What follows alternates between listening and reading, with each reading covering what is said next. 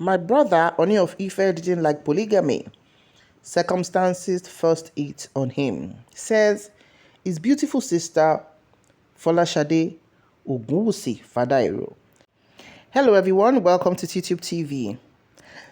Princess Folashade Ogunwusi Fadairo is an elder sister of the Ooni of Ife, Oba Adeyeye Babatunde Enitan Ogunwusi, from the same father and same mother.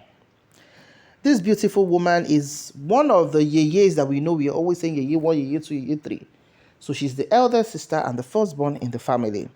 She decided to grant an interview to a renowned newspaper called the Punch newspaper.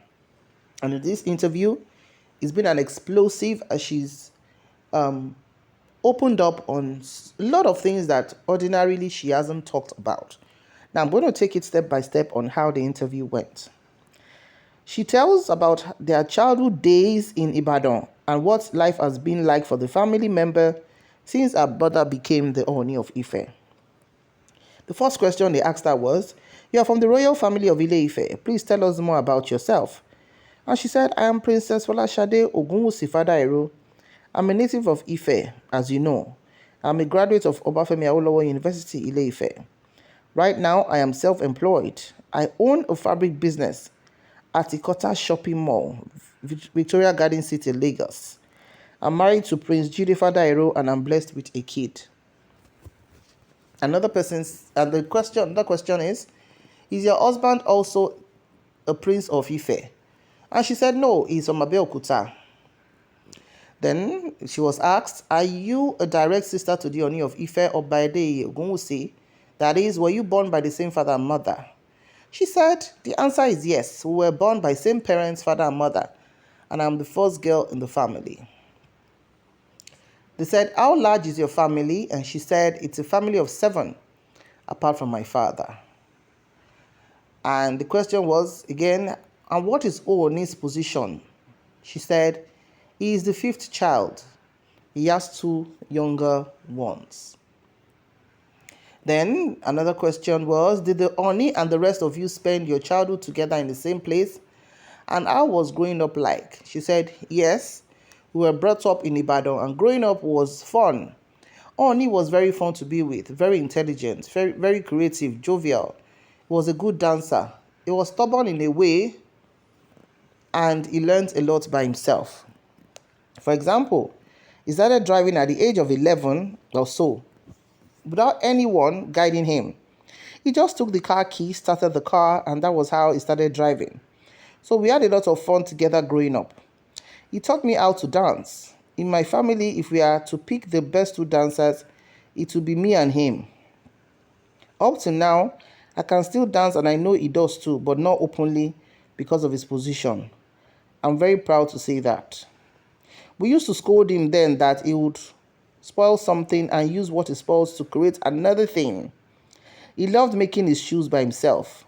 I remember we had a flask with a rope handle, but he removed the rope and turned it into shoelaces for the shoes he made by himself. We were annoyed but he spoiled the flask. I also remember that when he was much younger, about 5 years, there was a drawing competition organized by the Punch then for that age group, and he won. He drew a head and he actually won. I remember the Punch gave him a prize then. He did so many things as a young boy that amazed me and people around him. He's been very intelligent. Since childhood and growing up with him was fun." Okay, another question was it foretold that he would become the Ooni? And she said, "There were some predictions. For instance, my father had 3 boys and he is the last of the 3 boys. The prediction had been there that one of the boys will become a king, but no name was mentioned and we didn't know which one of the 3 it would be. In any case, we didn't even take the prediction too seriously. You know, people will always predict. It's there for you to believe it or not to believe." The prediction came and I remember my dad gathering us together to pray for whoever it was going to be. And I called my sister aside and said to her, "Do they know when the present one king will die? Nobody knows. So what kind of prediction is that?" But then we joined our father in the prayer, believing that one day it might happen, and it actually happened eventually. I remember my grandfather used to call him Adeyeye Ooni.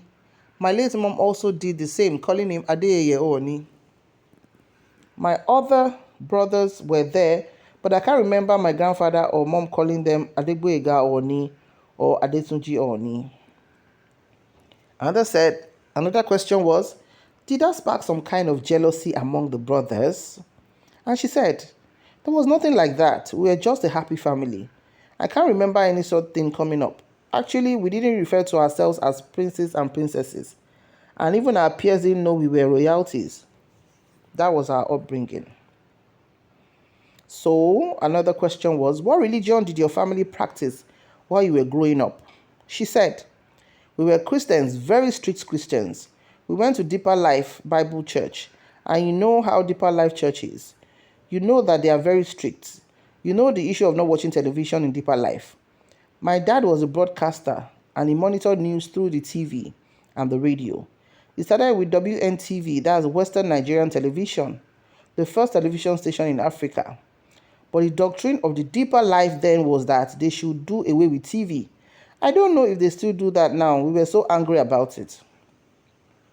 My parents were initially Anglicans before they joined Deeper Life, and then they later joined the Redeemed Christian Church of God. We were brought up in a Christian home. We were just one humble family in Ibadan.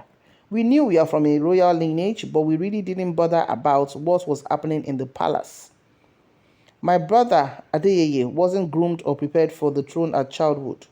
We just grew up like every other children. Our parents sent us to school like every other normal children. It wasn't even in our head that we are royalties. We lived our normal lives.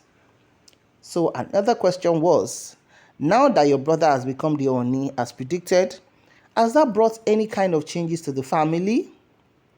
And she responded and said, a lot has changed. Even friends don't believe that I'm still my normal old self. They believe that I'm up there now and that I wouldn't want to associate with them anymore. But when I have the opportunity of meeting them, I tell them that nothing has changed, that I'm still my normal self. But when we are in public, we know how to comport ourselves. We know what we should and shouldn't do. We can't behave aggressively or talk anyhow. In any case, there are things that our parents inculcated in us while we were growing up. The background they gave us has been very, very helpful. So, another question that she was asked was, having had a feel of both the ordinary lifestyle and royal life, which do you prefer? She responded, should I be sincere? I prefer the former lifestyle to this current one. I prefer the former lifestyle because what the public members do is to fabricate lies and pin them on you. A lot of things are being said, even about the Kabiyesi himself. All sorts of evil things. People fabricating stories, different stories, and lies. They tell people that we all live in Ife, controlling the palace. Meanwhile, I live in Lagos. Where is that coming from? And people out there believe it so much that they don't even bother to try to confirm the truth or otherwise of such claims. On a normal day, I would have preferred that people don't know much about my private life, to just live my normal life as a Nigerian. But right now, anything that happens in there at the palace in Ife, it's all out there on the social media. Even things that didn't happen. They will just sit down somewhere and fabricate things, and people believe these things. If I'm unknown, what could they have been writing about me? Another question they asked her was, what about the privileges of royalty? She said, well, just meeting people. And even when you meet people, nobody wants to help you. They think you don't have any need. They believe you have it all because your brother is the Ooni. There are people coming to you with demands or sending their account numbers via Facebook and Instagram. Some even send pictures of themselves taking garri and water and begging for financial help. They don't realize that everybody wants money, help, and job. They don't care to know what's going on in your own life. It's not like I don't like helping people or that I'm complaining, but one can only offer help to the best of one's ability. There are times that you also need help. You want to do one or two things at a time, but nobody wants to know that. They are only after their own gains. Then another question she was asked was, has that taken a toll on your business? She said, well, I'm just trying to develop my business in my own way, putting royalty aside and doing it in my own little way. Probably some customers come because she's Ooni of Ife's sister. But I'm just doing it in my own way, believing that things will get better. The another question was, you mentioned that you came from a strict Christian background, but recently the Ooni, being the king, had the honor of taking more than one wife. What's your opinion about that? Then she said, my opinion is that what you have to do, you just have to do. Meanwhile, that's his personal life. I can't meddle in it. What I can say is that I don't know if you were there during his wedding anniversary or so. If you heard the speech he made, it was very touching. And it was something that personally he didn't like, but he had no choice. He had to do it. Where the Yoruba are coming from, polygamy is expected. And being the progenitor of the Yoruba race, anyone biwasi, we were born in it. For instance, my grandfather had 8 wives. That's paternal, and my maternal grandfather had about 7 or 8 wives too. So it's something he had to do, although I think he avoided it. So another question was, are you saying that as Kabiyesi, it is compulsory for him to have more than one wife? She said yes. As Kabiyesi, he just has to take more than one wife. Then another question was, are there other practices that come with the stool out that the Ooni, you or other family members have reservations about? Then she said, he has to do it. How do I say this now? It is what God wants him to do, and that is what he's doing. He was chosen for it. If I'm chosen for it, I will know what to do. He is called for it. He will do it. If it is my calling, I will know what to do, but that's his own life, and he knows what to do. I believe you get what I'm saying. The Yoruba will say, Ibi ori dani si la gbe, which means where faith leads one to, that's the path one takes. Ibi tori dani si, ibẹ̀ ló ń gbé yẹn. He's on the path that faith chose for him. What God has said he was going to achieve as his purpose in life is what he's doing, and there's nothing anybody can do about it.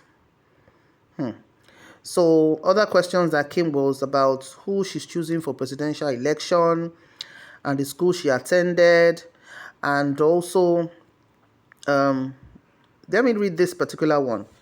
They said, are there specific functions you perform as a princess or the first princess in the family? And she said, a lot. I do go out to represent the king, even outside the country. I remember going to the Gambia last year to represent him. The Yoruba in the Gambia gathered together to celebrate the Ooni, and I was there in the Gambia to represent him. I was meant to go to Ghana too, but I had to stay back to prepare myself as I had another trip to Italy. So I do that, and I see to a lot of things too in-house. I pray for him too. I consult for him, and if I hear anything, I talk to him.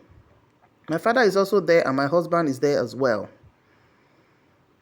Then this particular question, as you said, your husband is also from a royal family in Ogun State.